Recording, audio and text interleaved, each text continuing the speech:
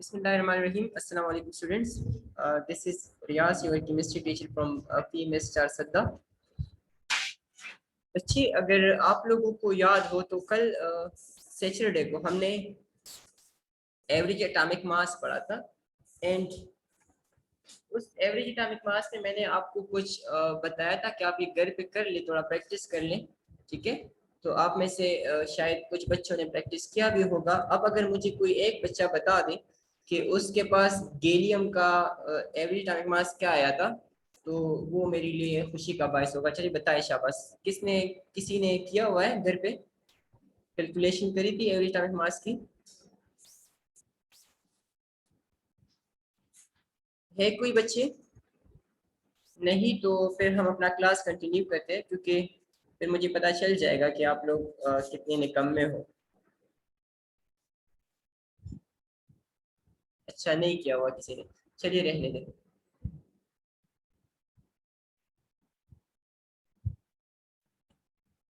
अच्छा, हमने परसों एवरेज एटॉमिक मास पढ़ा था कि हमने जो याद रखना है वो एक फार्मूला है जिसमें आपने क्या करना होता है कि आपने atomic masses of isotopes multiply by there abundance and divide by 100 देना होता है। अच्छा, उमेजा, हयात एंड 7 अदर रेस एंड जी बच्ची बताए। जी ये है उमेजा।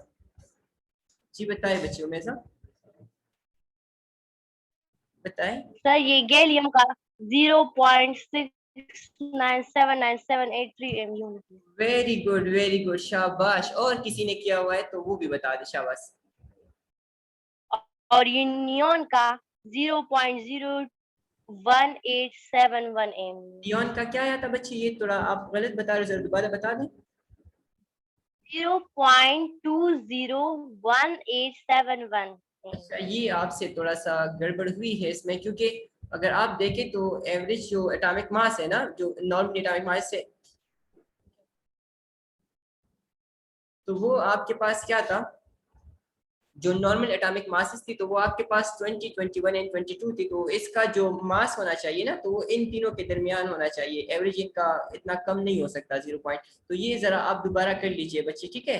बाकी जो आपने किया था दैट वाज ऑसम, ठीक है, जबरदस्त, शाबाश।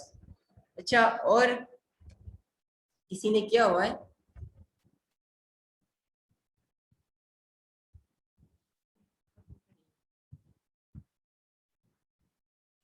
अच्छा, और किसी ने किया हुआ है बच्चे? चलिए सही है, बस हम अपना क्लास कंटिन्यू करते हैं बाकी, ठीक है, जो हमने पढ़ा था उस टाइम। तो आपने क्या करना है कि वो एवरेज एटॉमिक मास जो है आपके पास आइसोटोप्स के, वो यहाँ पे लेने हैं आपने। जैसे कि हम नियान 20 का ले तो यहाँ पे लेंगे 20 मल्टीप्लाई बाय उसकी अबंडेंस लेंगे डिवाइड बाय 100। फिर नियान 21 का लेंगे तो यहाँ पे 21 डिवाइड मल्टीप्लाई बाय उसकी abundance and divided by 100 and फिर प्लस जो थर्ड होगा वो उसमें हम लेंगे 22 multiply by abundance and divide by 100। जो भी अबंडेंस आपको वहाँ पे गिवन था वो आपने लेना है, ठीक है। और फिर इनकी कैलकुलेशन करनी है आपने, ठीक है। तो कैलकुलेशन से आपके पास आ जाएगा इसका answer, that would be around about 20 something होगा, ठीक है। तो ये आप लोगों ने याद रखना है, 20 पॉइंट समथिंग आपके पास आ जाएगा। अच्छा, फिर हमने पढ़ा था केमिकल फार्मूला कि केमिकल फार्मूला क्या है। तो as you have learn earlier that compounds are represented by chemical formula, कि हर कंपाउंड के लिए एक केमिकल फार्मूला होता है, क्योंकि हमने पढ़ा था कि कंपाउंड्स की जो कंपोजिशन होती है that is a fixed one, आपके पास वो फिक्स्ड होती है। इस वजह से हम कंपाउंड्स को केमिकल फार्मूला के जरिए हम क्या कर सकते हैं, उसको रिप्रेजेंट कर सकते हैं। अब केमिकल फार्मूला है क्या? तो केमिकल फार्मूला हम ऐसे लिखते हैं, उसके लिखने का तरीका ये है कि हम उन सिंबल्स को, जिन एलिमेंट से ये बना है ना, उन एलिमेंट्स के केमिकल सिंबल्स को हम क्या करें, इकट्ठा करके लिख दें, ठीक है। और उसका जो रिलेटिव रेशियो है that is shown by the subscript written at the base of each symbol. वो मैंने आपको परसों बताया था, अगर आपको याद है तो हमने पढ़ा था कि हम यहाँ पे लिखेंगे the chemical formula of a compound is written by putting together the chemical symbols of the element that make up the compound and their relative ratio by atoms, ठीक है। और फिर वो यहाँ पे आपने, मैंने आपको कहा था यहाँ पे लिखी कि shown by the subscript written at the base of each symbols, ठीक है। ईच सिंबल जो ऑफ द एलिमेंट है उसके बेस पे आपके पास जो सबस्क्रिप्ट लिखा होता है उससे आपको रेशियो का पता चल जाएगा। फिर उनकी डिफिनीशंस थी आपके पास, ये दो डिफिनीशंस है। एक है abbreviation, it is an abbreviation used for the full name of a compound. Abbreviation short name को कहते हैं, शॉर्ट नेम, ठीक है। तो दैट मींस कि it is an short name used for the full name of a compound. जो full name of compound के लिए जो शॉर्ट नेम यूज होता है, ठीक है, with the help of symbols. मतलब कि वो शॉर्ट नेम हम कैसे लिखते हैं, तो with the help of symbols. Symbols के जरिए अगर हम क्या करें, full name of a compound को एब्रीविएटेड फॉर्म में पेश करें तो उसको क्या कहेंगे, chemical formula. In other words, अगर दूसरे अल्फाज में कहें तो हम कह सकते हैं कि we can say that the symbolic representation, symbolic mean अलामती तरीके से अगर आप किसी चीज को रिप्रेजेंट करते हो, शो करते हो, तो वो आपके पास क्या होगा, या पेश करते हो, तो उसको आप कहोगे सब्सटेंस को, जो भी सब्सटेंस आपके पास हो, मॉलिक्यूल ऑफ अ कंपाउंड और मॉलिक्यूल ऑफ एलिमेंट, आप उसको सिंबॉलिकली आप उसको रिप्रेजेंट करते हो, तो उसको क्या कहेंगे, केमिकल फार्मूला, ठीक है। ये आप लोगों ने याद रखना है। अच्छा, फिर हमने पढ़ा था कि केमिकल फार्मूला हमें क्या बताता है। तो केमिकल फार्मूला हमें दो चीजों के बारे में बताता है, दो चीजों के बारे में। एक टाइप ऑफ एटम्स, यानी एलिमेंट जो होते हैं आपके पास, जो कंबाइन में होते हैं, उनके बारे में बताता है, जो कि हमें सिंबल से पता चल जाता है। And second, the ratio of different atoms present in the compound, और जो डिफरेंट एटम्स उसमें मौजूद है उनके दरमियान रेशियो क्या है, जो कि हमें सबस्क्रिप्ट से पता चलता है, ठीक है। यहाँ पे देखिए आप, ये सिंबल से पता चलेगा, ब्रैकेट में लिख दे कि ये जो टाइप ऑफ एटम्स है ना, ये किससे पता चलेगा, सिंबल से। और ये जो रेशियो ऑफ डिफरेंट एटम्स है, तो ये कहाँ से पता चलेगा, सबस्क्रिप्ट से, ठीक है। किससे बच्चे, सबस्क्रिप्ट। तो यहाँ पे सिंबल लिखते, यहाँ पे ब्रैकेट में लिखते सबस्क्रिप्ट, ठीक है। फिर उसके बाद for example the chemical formula of sodium nitrate. Sodium nitrate जो हमने पढ़ा था, कंपाउंड जो common compounds in their chemical formula and names थे टेबल 1.2 में। तो उसमें आपने पढ़ा था कि आपके पास जो Na NO3 है, इसका कॉमन नेम चिली साल्टपेटर है, जिसका मैंने आपको बताया गन पाउडर इसको बुलाते हैं, गन पाउडर, ठीक है। तो उसका केमिकल फार्मूला जो आपके पास है, that is Na NO3, sodium nitrate, Na NO3, ठीक है। ये आप लोगों ने याद रखना है कि chemical formula of sodium nitrate यानी chili saltpetre is Na NO3, that is simply called gunpowder, ठीक है। इसको गन पाउडर कहते हैं एंड केमिकल नेम उसका है सोडियम नाइट्रेट, जबकि नॉर्मली हम उसको चिली साल्टपेटर भी कहते हैं, ठीक है। डेट ऑफ ग्लूकोज जो आप नॉर्मली घर पे भी अक्सर यूज कर लेते हैं, ग्लूकोज, ठीक है, सुना होगा आप लोगों ने। तो ग्लूकोज एक वेरी कॉमन ऑर्गेनिक कंपाउंड, ठीक है। तो वो आपके पास क्या है, कार्बोहाइड्रेट है एक किस्म का, बहुत कॉमन है, ठीक है। और इसका जो फार्मूला है दैट इज C6H12O6, C6H12O6। अब यहाँ पे देखिए आप, अगर इस फार्मूले में हम देखें तो यहाँ पे Na है, Na is a symbol for sodium, ठीक है। फिर N है तो N is a symbol for nitrogen, फिर O है तो O is a symbol for oxygen. That means कि यहाँ पे three type of atoms combine हुए हैं, सोडियम, नाइट्रोजन एंड ऑक्सीजन। अब रेशियो देखिए, यहाँ पे है 1, क्या है यहाँ पे 1, कुछ नहीं है तो 1 होगा। यहाँ पे भी क्या है, इनके साथ भी 1 है, और O के साथ क्या है 3। दैट मींस कि 1:1:3 में ये कंबाइन हुए हैं। सोडियम, नाइट्रोजन एंड ऑक्सीजन को किस रेशो में कंबाइन हुए हैं, 1:1:3 रेशो के लिए वो हम 2 डॉट्स लगाते हैं, ठीक है, दरमियान में 2 से डॉट्स होते हैं, ठीक है।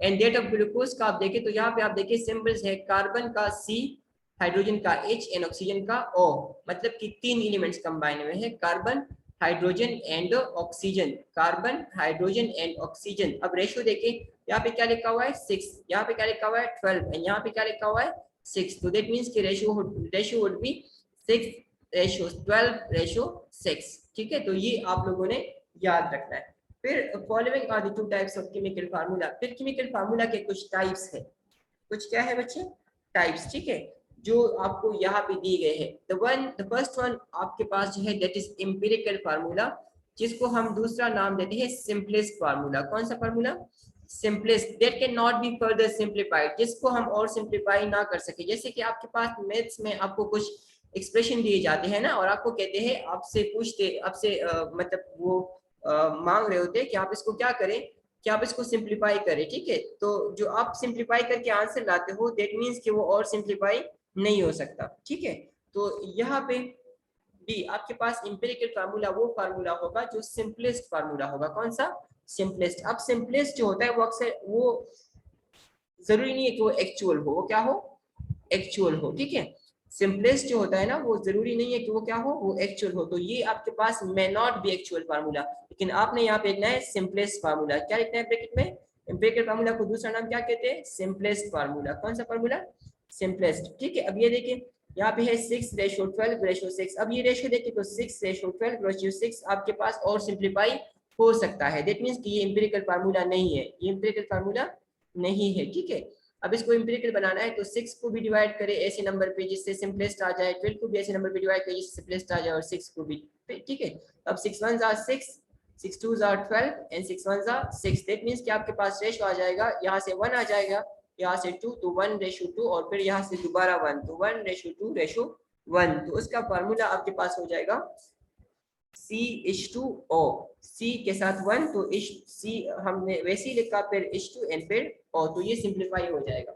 तो following are the two types of chemical formula. एक है एम्पिरिकल फार्मूला जो कि सिंपलेस्ट होता है, और simplest may not be actual formula. ये एक्चुअल फार्मूला नहीं होगा सम टाइम। ठीक है, ये जरूरी नहीं है कि ये एक्चुअल फार्मूला हो, मतलब कभी कभी हो भी सकता है, लेकिन जरूरी नहीं है कि ये एक्चुअल फार्मूला हो। ये सिर्फ सिंपलेस्ट होता है। कौन सा होता है?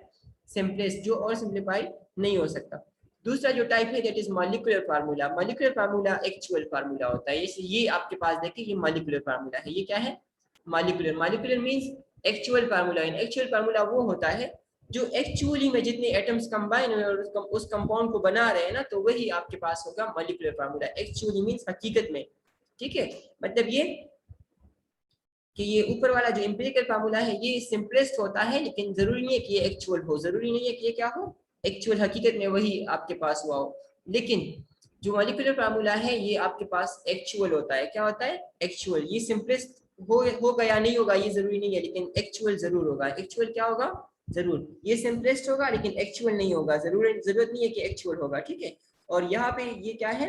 मॉलिक्यूलर फार्मूला आपके पास एक्चुअल होगा, लेकिन जरूरी नहीं है कि ये क्या हो? ये सिंपलेस्ट हो। ठीक है, क्योंकि एक्चुअल फार्मूला हमेशा सिंपलेस्ट नहीं होते।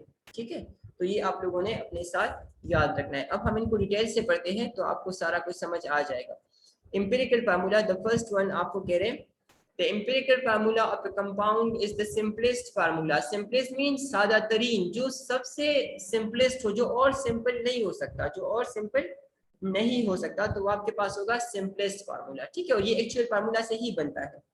मतलब जो एक्चुअल फार्मूला होता है ना, मॉलिक्यूलर फार्मूला, उसके रेशो को हम सिंप्लीफाई करें तो उससे जो आपके पास बनेगा, जो सिंपलेस्ट फॉर्म आएगा, वो आपके पास होगा मॉलिक्यूलर एम्पिरिकल फार्मूला। ठीक है, the empirical formula of a compound is the simplest formula which shows the smallest whole number ratio। smallest mean सबसे छोटा। अब सिंपलेस्ट है दैट मींस वो स्मॉलेस्ट होगा आपके पास। Whole number ratio, whole number means कि 1 2 0 1 2 3 आपके पास वही रेशियो। ठीक है, पॉइंट्स में नहीं, 0 1 2 3 ऐसे आपने सिंप्लीफाई करना है। ठीक है, कि होल नंबर आ जाए, उससे क्या आ जाए? Whole number. ठीक है, तो ये आपने याद रखना है कि empirical formula of a compound is the simplest formula. सबसे साधारण फार्मूला होता है जो कि शो करता है, जो कि हमें दिखाता है the smallest whole number ratio. Smallest whole number ratio means जो सबसे छोटा आपके पास होल नंबर रेशियो होता है, तनासुब होता है आपके पास of atoms of different elements present in a compound. ठीक है, अब यहाँ पे वो आपको जस्टिफाई किया गया कि it may not be the actual formula. जरूरत नहीं है कि, जरूरी नहीं है आपके पास। मे नॉट का मतलब है, अच्छा आप यहाँ पे दो टर्म्स यूज करते हो ना नॉर्मली, जब आप नॉट लिखते हो ना तो उसके साथ दो टर्म्स आप नॉर्मली यूज करते हो। एक होता है कैन नॉट। अगर हम यहाँ पे इट कैन नॉट भी लिखते तो दैट मीन्स कि वो नहीं हो सकता, बिल्कुल भी नहीं हो सकता। ठीक है, अगर कैन नॉट लिखा आपने, यहाँ पे लिखा गया है may not. May not means कि यहाँ पे कुछ पॉसिबिलिटी है, कुछ पॉसिबिलिटी है शायद के लिए, कि ये शायद आपके पास एक्चुअल फार्मूला ना हो, शायद के लिए यहाँ पे मैं यूज किया गया है। It may not be the actual formula of a compound, कि शायद ये आपके पास एक्चुअल फार्मूला ना हो। मतलब जरूरी नहीं है कि हर टाइम ये एक्चुअल फार्मूला नहीं होगा या हर टाइम ये एक्चुअल फार्मूला होगा। मतलब कभी हो सकता है एक्चुअल फार्मूला, कभी नहीं हो सकता, लेकिन ये सिंपलेस्ट होगा। क्या होगा? सिंपलेस्ट। तो हमने पढ़ा कि empirical formula of a compound is the simplest formula which shows the smallest whole number ratio of the atoms of different elements present in a compound। और फिर हमने पढ़ा कि it may not be the actual formula of compound। ये actual formula जरूरी नहीं है कि ये actual formula of a compound हो आपके पास। ठीक है, फॉर एग्जांपल आपको कह रहे हैं the actual formula of benzene, जो बेंजीन का actual formula है that is C6H6। यहाँ पे रेशो क्या है? 6:6। लेकिन ये सिंपल तो नहीं है ना, सिंपलेस्ट तो नहीं है, क्योंकि 6:6 और सिंप्लीफाई हो सकता है। 6:6 क्या हो सकता है?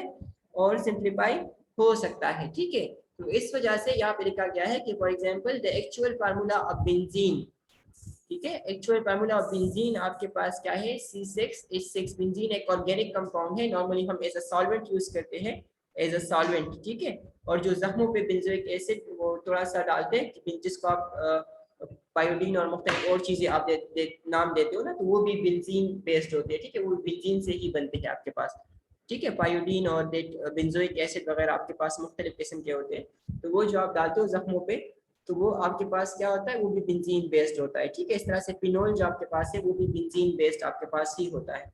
तो यहाँ पे बेंजीन का जिक्र किया गया है कि benzene actual formula of benzene ये C6H6, ठीक है। और बेंजीन का सिंपलेस्ट रेशो, आप इसको सिंपल करें 6:6 को, आपसे कोई कहे कि 6:6 को सिंपल करें तो आप कहोगे 6 1s are 6 and 6 1s are 6, तो दैट मींस कि रेशो आ जाएगा 1:1। तो benzene has the simplest ratio of 1:1, 1:1। तो अब इसका केमिकल एम्पिरिकल फार्मूला क्या होगा, तो वो हम लिखेंगे C और H। अब देखिए C और H, क्योंकि यहाँ पे 6:6 था तो वो हमने सिंप्लीफाई कर दिया, उससे 1:1 आया, और हम 1:1 नहीं लिखते, तो इसलिए हमने लिखा यहाँ पे CH।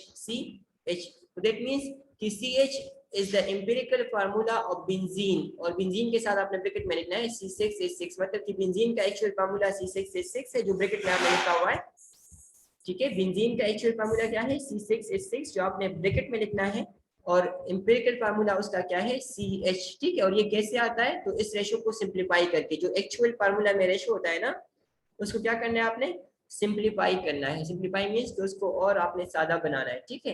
The actual formula of glucose is C6H12 और 6। अच्छा, अब इसको कौन सिंप्लीफाई करेगा, मुझे कोई बताए शाबाश। C6H12 और 6 को सिंप्लीफाई कर कौन करेगा, चलिए बताएं जी। फरहान बताए बच्चे। सर इसका CH2O। जबरदस्त, शाबाश। C6H12 और 6 से जो सिंपलेस्ट आता है, तो 6:12:6 से आएगा 1:2:1, और उसका फार्मूला हो जाएगा CH2O। Very good, very good, शाबाश। अच्छा, ये कौन है दूसरा, अहमद मुस्तफा कुछ है, चलिए सही है। अच्छा, उसके बाद देखें तो glucose has the simplest formula ratio of 1:2:1, so it's empirical formula is CH2O। अच्छा, अब कुछ ऐसे कंपाउंड भी है जिनका एक्चुअल और एम्पिरिकल फार्मूला सेम होता है। एक्चुअल और एम्पिरिकल फार्मूला क्या होता है, सेम, क्योंकि उनका जो एक्चुअल रेशियो होता है ना वही सिंपलेस्ट होता है। जैसे कि आप CO2 का कर दे, CO2। अब आप कोई बता सकता है कि CO2 में जो रेशो है वो क्या है, CO2 में रेशो क्या है, कौन बताएगा बच्चे, CO2 में रेशो क्या है जी। फरहान बताए। 1:2। 1। 1:2। अच्छा, और महानूर गुल आप बताए बच्चे कि ये और सिंप्लीफाई हो सकता है, कहाँ गई महानूर, कहा जो हैंड रेस किया था, वो बता सकती है कि CO2 में सिंपलेस्ट रेशो क्या होगी जी। महानूर बताए। मानूर बताए बच्ची, CO2 में जो 1:2 है ना, वो और सिंपल हो सकती है, नो सर, नहीं हो सकती। Very good. तो ऐसे कंपाउंड जिनका एक्चुअल रेशियो ही सिंपलेस्ट हो, तो हम कहेंगे कि उनके लिए एम्पिरिकल और मॉलिक्यूलर फार्मूला दोनों क्या है बच्चे, सेम है। याद होगा बच्चे। तो आपने ऐसे कंपाउंड, आप अभी टेबल पढ़ोगे तो उसमें आपको ऐसे कंपाउंड कई सारे दिखेंगे, जिसका आप देखोगे तो उसका एम्पिरिकल एंड मॉलिक्यूलर फार्मूला क्या होगा, सेम होगा। दैट मींस कि उनका एम्पिरिकल फार्मूला ही एक्चुअल फार्मूला होगा। लेकिन ये जरूरी नहीं है, मतलब कि ये वो कहते हैं ना कि फिक्स नहीं है कि आपके पास हमेशा जो एम्पिरिकल फार्मूला है वो एक्चुअल फार्मूला हो। एम्पिरिकल फार्मूला कभी कभी एक्चुअल हो सकता है, लेकिन जरूरी नहीं है, ठीक है। लेकिन जो जरूरी है वो ये है कि एम्पिरिकल फार्मूला सबसे सिंपलेस्ट फार्मूला होगा। कौन सा होगा, सिंपलेस्ट, मतलब उससे और ज्यादा सिंपल नहीं हो सकेगा, ठीक है। अच्छा, अब हम आगे बढ़ते हैं। That is the second topic, जो आपके पास second type of chemical formula है, that is molecular formula. Molecular formula shows the actual number of atoms. Actual means जो हकीकत में ऐसे होते हैं, मतलब कि अगर उससे रेशो चेंज हो जाए ना तो वो कंपाउंड फिर नहीं बनेगा। तो ऐसे रेशो को हम कहते हैं एक्चुअल रेशो। कौन सा रेशो, एक्चुअल रेशो, या ऐसे फार्मूले को हम कहेंगे एक्चुअल फार्मूला। तो molecular formula shows the actual number of atoms of different element present in one molecule of that compound. उस compound के एक molecule के अंदर जो different elements combine हुए हैं उनका जो actual number of atoms है, जो actual number of ratio है आपके पास या actual ratio है आपके पास, अगर वो हमें दिखाए तो ऐसे कंपाउंड को हम कहेंगे मॉलिक्यूलर, ऐसी फार्मूले को हम कहेंगे molecular formula. Molecular formula shows the actual number of atoms. Actual number of atom mean हकीकत में. दानियाल बच्चे ये कैमरा बंद करे आप. शाबाश अला. Daniyal. Molecular formula shows the actual number of atoms of different elements present in one molecule of that compound. उस compound के एक molecule के अंदर जो different elements combine हुए हैं उनके atoms का जो actual तादाद हमें बताती है, तो उस फार्मूले को हम क्या कहेंगे? molecular formula. ठीक है. For example, रायान बच्चे आप क्यों कैमरा ऑन कर रहे हो? बंद करे. शाबाश. मॉलिक्यूलर फार्मूला ऑफ ग्लूकोज आपके पास है C6H12 और 6. तो दैट मींस कि एक्चुअली आपके पास अगर इतने रेशो में कंबाइन होंगे, मतलब कि कार्बन 6 होंगे, हाइड्रोजन 12 होंगे और ऑक्सीजन 6 होंगे, तो तब आपके पास ग्लूकोज बनेगा. अगर इससे रेशो चेंज हुआ तो एक्चुअल फार्मूला नहीं होगा, और एक्चुअल फार्मूला नहीं हुआ तो वो मॉलिक्यूलर फार्मूला भी नहीं होगा. ठीक है, ये आपने याद रखना है. मॉलिक्यूलर फार्मूला ऑफ बेंजीन जो है वो आपके पास C6H6 है, वही जो हमने आगे पढ़े अभी. Molecular formula is derived from empirical formula by the following relationship. आपके पास जो relationship है ना इन दोनों के दरमियान, मतलब molecular formula और empirical formula के दरमियान जो relationship है ना, जो मतलब जो ताल्लुक है आपके पास, तो वो ताल्लुक आपके पास ये है बच्चे कि आपने उस ताल्लुक को ऐसे प्रेजेंट करना है कि molecular formula is equal to n into empirical formula. ये n वही रेशो है जो आपने सिंप्लीफाई करने के लिए डिवाइड किया होता है जिसपे. ठीक है, जैसे मैंने यहाँ पे डिवाइड किया था 6 पे ना, किस पे डिवाइड किया था बच्चे? 6 पे. यहाँ पे भी किस पे सिंप्लीफाई करने के लिए किस पे डिवाइड किया था? 6 पे. मतलब कि 6 1 6 वो किया था हमने ना, तो यहाँ पे भी किया था 6 1 6, यहाँ पे किया था 6 2 12. दैट मींस कि हमने 6 पे डिवाइड किया था. तो यहाँ पे जो वैल्यू होगी ना, ठीक है, तो वो आपके पास होगी. जी फरहान बताएं. सर ये C6H12 और 6, ये हमें कैसे पता चलता है कि हाइड्रोजन कितना, ये कितना हाइड्रोजन कितना होता है? कि हाइड्रोजन कितने होते हैं? अच्छा, इसके लिए बच्चे आपके पास हमने एक केमिस्ट्री पढ़ी थी, अगर आपको याद है, एनालिटिकल केमिस्ट्री याद है आपको? Yes sir. तो उसमें हम कहते हैं पहले हम परसेंटेज कंपोजिशन मालूम करते हैं. आप फर्स्ट ईयर में जाके इंशाल्लाह ये पढ़ोगे कि हम मॉलिक्यूलर फार्मूला कैसे डिराइव करते हैं ना, नॉर्मली प्रैक्टिकली या एक्सपेरिमेंटली हम कैसे मालूम करते हैं. तो हम सबसे पहले उन कंपाउंड्स का टोटल मास लेते हैं, जो मॉलिक्यूल का टोटल मास होता है ना, फिर उसके अंदर फिर हम रेशो बताते हैं, एनालिसिस करते हैं उनका. तो परसेंटेज कंपोजिशन उससे निकालते हैं और फिर परसेंटेज कंपोजिशन से आगे जाके फिर उनसे ये मॉलिक्यूलर फार्मूला निकाला जाता है. लेकिन ये अभी आपका टॉपिक नहीं है, मतलब कि अभी आपके लेवल पे नहीं किया जाता ना ये. बस आप यहाँ पे सिर्फ ये सिर्फ समझ लीजिए कि आपको जो फार्मूलाज दिए गए होंगे तो आपने उससे बताना कैसे है कि इसमें कितने कौन कौन से एलिमेंट्स के कितने कितने एटम्स आपके पास मौजूद है. याद होगा बच्चे? यस. ये सही है.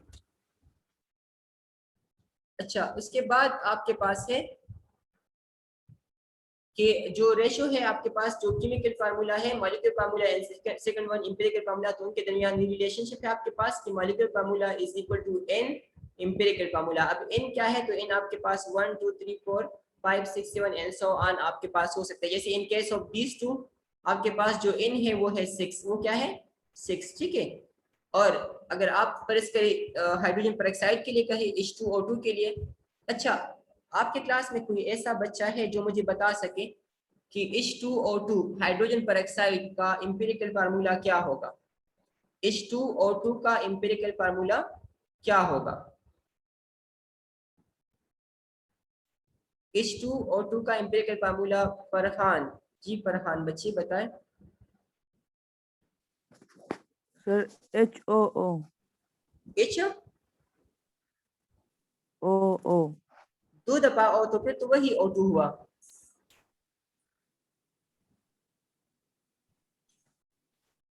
जी अब्दुल्ला बताएं. सर 1:1। तो फार्मूला क्या हो जाएगा?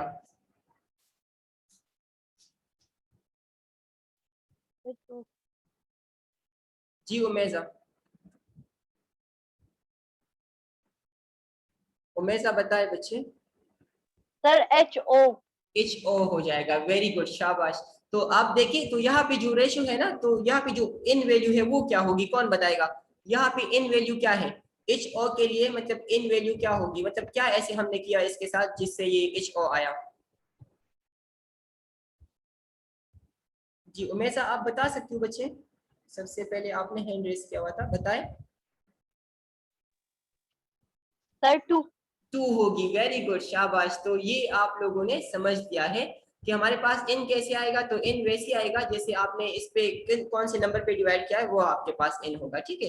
तो इन दोनों के दरमियान जो रिलेशनशिप है वो ये है कि molecular formula would be n multiple of empirical formula. n multiple of empirical formula मैंने इसलिए कहा क्योंकि आपने पढ़ा हुआ है मैथ्स में कि जहाँ पे ये ब्रैकेट्स होते हैं ना, दैट मींस कि यहाँ पे मल्टीप्लिकेशन है, यहाँ पे क्या है, मल्टीप्लिकेशन। तो आप इसको, इस फार्मूले को ऐसे इंटरप्रेट करोगे, बयान करोगे कि molecular formula would be in multiple of empirical formula, in multiple of empirical formula where n is equal to 1 2 3 4 5 6 and so on। आपने इस तरह का so on का मतलब है कि ये बस इंफिनिटी तक आपके पास हो सकता है, ठीक है। For example the molecular formula of benzene आपको दिया गया है कि वो C6H6 है, तो उसका मॉलिक्यूलर फार्मूला आप कैसे मालूम करोगे? तो आपने कहना है n into empirical formula where n की वैल्यू यहाँ पे क्या है, वो 6 है, तो हम 6 को CH के साथ मल्टीप्लाई कर ले, वो जो CH हमने एम्पिरिकल फार्मूला पहले बताया था बेंजीन का, तो उसके साथ मल्टीप्लाई कर ले, तो आपके पास आ जाएगा C6H6, ठीक है। अब यहाँ पे देखिए आपके पास आ गया है C6H6, 6 1s are 6 and 6 1s are 6 and 6 1s are 6, तो 6 इसके साथ लग जाएगा, तो आपके पास जो मॉलिक्यूलर फार्मूला होगा वो होगा आपके पास C6H6। A molecular formula may be same or multiple of an empirical formula। Multiple आपको मैंने समझा दिया कि मल्टीपल किसे कहते हैं, कि इसको मल्टीप्लाई करने से आएगा, ठीक है। किससे आएगा? मल्टीप्लाई करने से, किसी नंबर के साथ 1 2 3 4 5 6 के साथ, ठीक है।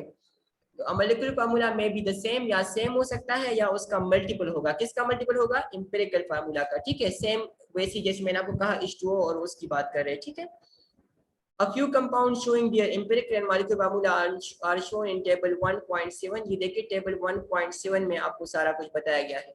The first one compound जो आपके पास है that is acetic acid। ये देखिए बच्चे क्या लिखा हुआ है, एसिटिक एसिड, जो विनेगर में होता है। विनेगर जानते हो, सिरका जिसको आप कहते हो, सिरका, ठीक है, जो आप अक्सर फिश वगैरह में या किसी गोश्त वगैरह पकाने में आप यूज करते हो ना, सिरका जिसको आप घर पे कहते हो, विनेगर जिस पे लिखा होता है, तो उसमें जो एसिड होता है ना उसको क्या कहते हैं, एसिटिक एसिड, ठीक है, एसिटिक एसिड। उसके जो मॉलिक्यूलर फार्मूला है दैट इज CH3COOH, CH3COOH, और इसको कंडेंस करके मतलब यकजा करके लिखा गया है। तो आप देखें यहाँ पे कार्बन कितने हैं, एक ये है और एक ये है ना, तो इसलिए लिखा यहाँ पे C2, क्या लिखा, C2। अब हाइड्रोजन देखिए यहाँ पे कितने हैं, 3, और यहाँ पे क्या है 1, तो 3 + 1 से क्या आएगा 4, तो इसलिए यहाँ पे लिखा 4।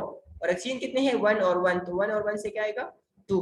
तो हम एसिटिक एसिड को नॉर्मली जो इसका एक्चुअल फार्मूला है वो इस तरह लिखते हैं CH3COOH, ठीक है, और उसको कंडेंस करके लिखते हैं C2H4O2, ठीक है, इस तरह हम लिखेंगे।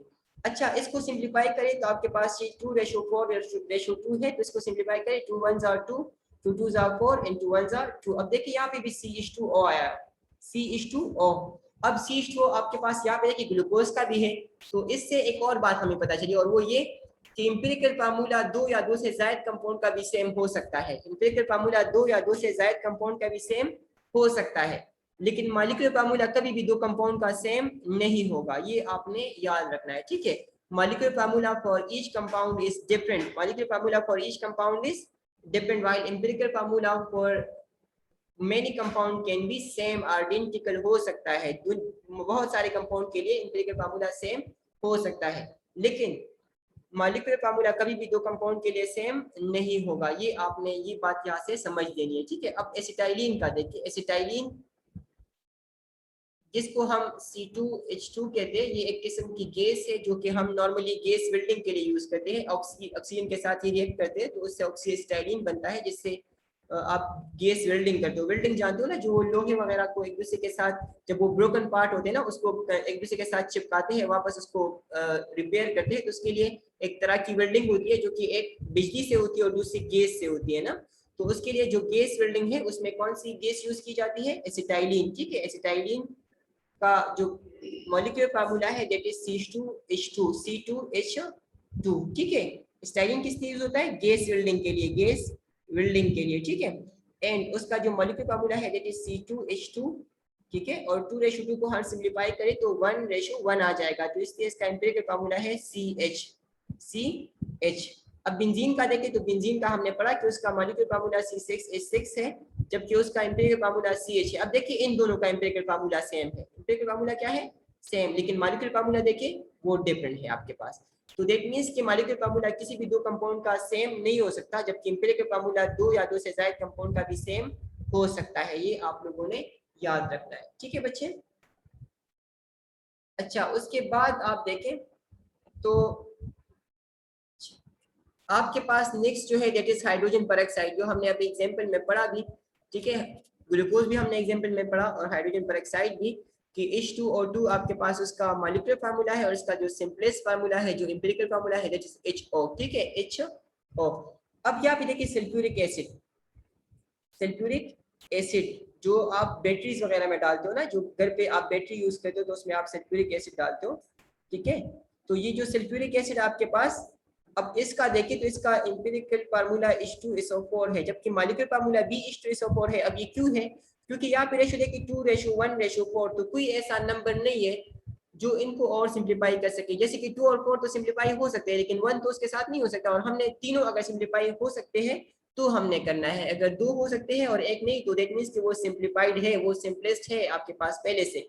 तो 2:1:4 को और सिंप्लीफाई नहीं किया जा सकता, इस वजह से इस कंपाउंड का एम्पिरिकल एंड मॉलिक्यूलर फार्मूला दोनों क्या है, सेम है। ठीक है, इसी तरह से आयरन ऑक्साइड, जंग जिसको हम कहते हैं, जंग रस्ट जो आप कहते हो, रस्ट। ठीक है, जो रस्ट होता है ना आयरन ऑक्साइड, तो उसका फार्मूला आपके पास क्या है, Fe2O3। Fe2O3, अब देखिए 2:3 और सिंपल हो सकता है, नहीं हो सकता। तो 2:3 जब सिंपल नहीं हो सकता तो दैट मींस कि इसका सिंपलेस्ट फार्मूला यानी एम्पिरिकल फार्मूला भी Fe2O3 होगा, जबकि उसका मॉलिक्यूलर फार्मूला भी क्या होगा, Fe2O3 होगा। इसी तरह से नीचे जो जितने कंपाउंड भी आपको दिए गए हैं तो उनका एम्पिरिकल एंड मॉलिक्यूलर फार्मूला दोनों का सेम, दोनों सेम है। देखिए एमोनिया NH3, अब 1:3 और सिंप्लीफाई नहीं हो सकता, तो इसलिए इसका एम्पिरिकल और मॉलिक्यूलर फार्मूला दोनों सेम आ रहे हैं। मीथेन जो आप घर पे यूज करते हो ना, मीथेन जो सुई गैस होता है ना, उसमें सबसे ज्यादा मीथेन पाया जाता है, 85 to 95%, 85 to 95% जो आपके घर पे नेचुरल गैस आप यूज करते हो ना, तो वो आपके पास क्या होता है, जो पाइपलाइंस के थ्रू आते हैं, उस नेचुरल गैस में बात कर रहा हूँ। ठीक है, वो जो आप सिलेंडर में डाल के लाते हो ना, उसको LPG कहते हैं। ठीक है, LPG means liquefied petroleum gas, LPG means liquefied petroleum gas. ठीक है, ये मीथेन जो आपके पास है, जो आप यूज करते हो, तो जो गैस पाइपलाइंस के थ्रू आपके घर तक पहुंच रहा होता है, तो उसमें सबसे ज्यादा जो मिकदार जिसकी होती है तो वो होती है मीथेन, जिसको हम मार्श गैसेस कहते हैं, जो आपने टेबल 1.2 में पढ़ा भी था, जो नॉर्मल जो कॉमन कंपाउंड थे उसमें मीथेन, मार्श गैस। ठीक है, तो CH4 उसका एम्पिरिकल फार्मूला है और मॉलिक्यूलर फार्मूला भी क्या है, CH4, क्योंकि ये 1:4 और सिंप्लीफाई नहीं हो सकता। इस तरह से वाटर का भी देखिए H2O, अब 2:1 और सिंप्लीफाई नहीं हो सकता, दैट मींस कि वाटर का एम्पिरिकल एंड मॉलिक्यूलर फार्मूला दोनों क्या होंगे, सेम होंगे। ठीक है, इसके बाद it is clear from table 1.7 that some compounds have identical, identical means same, आपके पास एक जैसे एम्पिरिकल एंड मॉलिक्यूलर फार्मूला, क्योंकि एम्पिरिकल एंड मॉलिक्यूलर फार्मूला क्या होते हैं, वो सेम होते हैं। ठीक है, ये आप लोगों ने याद रखना है। ठीक है, उसके बाद देखें तो the third kind of formula जो आपके पास है, जो आप इन दो में नहीं बताते, ठीक है, तो वो है आपके पास फार्मूला यूनिट। फार्मूला यूनिट आपने याद रखना है कि ये सिर्फ अयानिक कंपाउंड के लिए होता है। अयानिक कंपाउंड वो होते हैं जिसमें एक मेटल हो और एक क्या हो, नॉन मेटल, एक मेटल और एक नॉन मेटल। ठीक है, आपको मैं ये पीरियोडिक टेबल के थ्रू बता दूंगा। ठीक है, कि पीरियोडिक टेबल में आपके पास करीबन कोई 91, आपके पास क्या है 92, के करीब आपके पास उसमें 90 प्लस आपके पास उसमें क्या है, उसमें मेटल्स होते हैं, जबकि आपके पास उसमें 20 प्लस 21 23 प्लस इस तरह है आपके पास कि वो नॉन मेटल्स है। ठीक है, तो जो नॉन मेटल्स आपके पास होते हैं वो, और जब मेटल के साथ ये दोनों बॉन्ड बना, मतलब आपके पास कोई फार्मूला हो और इसमें एक मेटल हो और एक क्या हो, नॉन मेटल हो, तो उसका आपने क्या करना है, उस के फार्मूले को आपने कहना है एम्पिरिकल, नहीं फार्मूला यूनिट, कौन सा कहना है, फार्मूला यूनिट। ऑल द यानी compounds are represented by their formula unit, उनके खास फार्मूला होते हैं यानी कंपाउंड के, जिसको हम कहते हैं formula unit. And formula unit is the smallest repeating unit of an ionic compound showing the simplest ratio between the ions. ये हम कल दोबारा भी पढ़ लेंगे, जब पीरियोडिक टेबल हम इसके साथ लिंक कर लेंगे तो आपको मैं समझा दूंगा कि उसमें मेटल्स कौन से हैं और नॉन मेटल्स कौन से हैं। अभी के जो टॉपिक हमने पढ़े हैं उसमें अगर उसको लेकर किसी का क्वेश्चन है तो वो बता दे, हैंड रेस करे ताकि मैं समझा दूं। ठीक है बच्चे,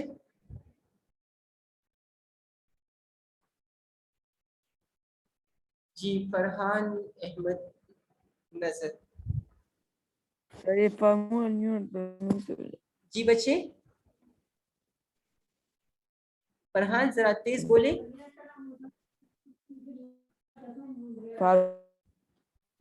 अच्छा, फार्मूला यूनिट की आप बात कर रहे हो, अगर जितना मैं समझ पा रहा हूँ तो फार्मूला यूनिट हम इंशाल्लाह कल दोबारा पढ़ेंगे डिटेल से। ठीक है, आपको मैं पीरियोडिक टेबल में मेटल्स और नॉन मेटल बता दूंगा, तो आपके पास जैसी कंपाउंड फार्मूला आप देखोगे और उसमें आपके पास एक मेटल हो और एक नॉन मेटल हो, तो आपने समझ देना है कि ये क्या होगा, ये आपके पास होगा फार्मूला यूनिट। ठीक है जी, मलगंदरा बच्चे बताए। वालेकुम अस्सलाम। बच्चे जरा आवाज सही नहीं आ रही आपकी। सर एवरेज एटॉमिक मास जरा दोबारा बताएं। अच्छा, एवरेज एटॉमिक मास हमने पढ़ा था बच्चे कि आपके पास अल्लाह मियां ने एलिमेंट्स के आइसोटोप्स पैदा किए हुए हैं। आइसोटोप्स ऐसे एलिमेंट के ऐसे एटम्स होते हैं, सेम एलिमेंट के एटम्स होते हैं, क्योंकि उनके एटॉमिक नंबर सेम होते हैं ना, तो इसलिए हम कहते हैं कि ये सेम एलिमेंट के एटम्स है।